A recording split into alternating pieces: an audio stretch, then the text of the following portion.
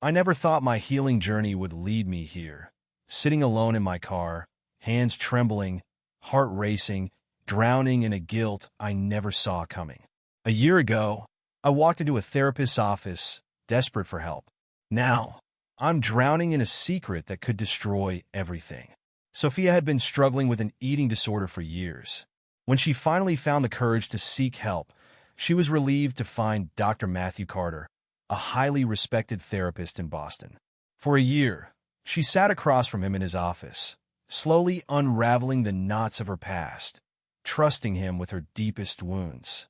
At first, their sessions felt purely professional. But over time, something shifted. There was longer eye contact, soft smiles, a lingering touch on her shoulder after difficult conversations. She felt safe, seen maybe for the first time in years. One evening, after a particularly emotional session, she broke down in tears.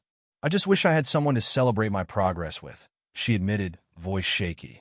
Dr. Carter hesitated, then smiled. "Why don't we grab a drink? Just as friends. You deserve to feel proud of yourself."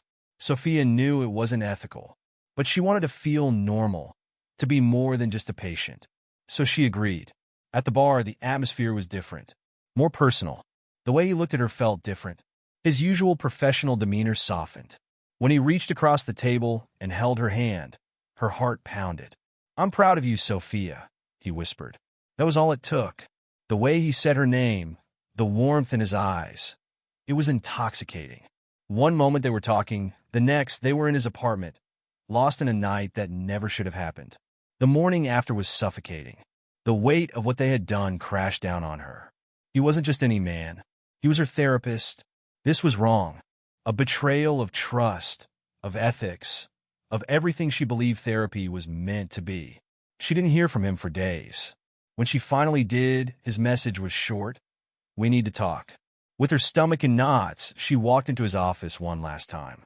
He sat across from her, eyes filled with something she couldn't quite read. "Sophia, I need to be honest with you. I made a terrible mistake. But it's not what you think." Her heart stopped. "What do you mean?" He took a deep breath. "I knew who you were before you ever walked into my office." She froze. "What?" "Your case was assigned to me, but I should have refused it. Years ago, before I became a therapist, I was engaged. She struggled with an eating disorder, just like you. And I failed her. She didn't make it. When I met you, it felt like fate was giving me another chance. But I crossed a line, and I should have never let my emotions get in the way." Sophia's breath hitched. Everything, the lingering glances, the extra care, the kindness, wasn't just about her. It was about someone else. She wasn't special. She was a second chance at redemption for a ghost from his past. Tears burned in her eyes as she stood up. "I thought you saw me, but I was just your way of fixing your past."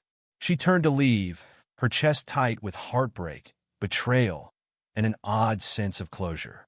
As she stepped outside, the cold air hit her like a wake-up call. She had spent years searching for validation, for someone to tell her she was enough. But now, she knew, her healing couldn't come from someone else. It had to come from her. With one last glance at the office behind her, Sophia walked away, ready to start over. For real this time.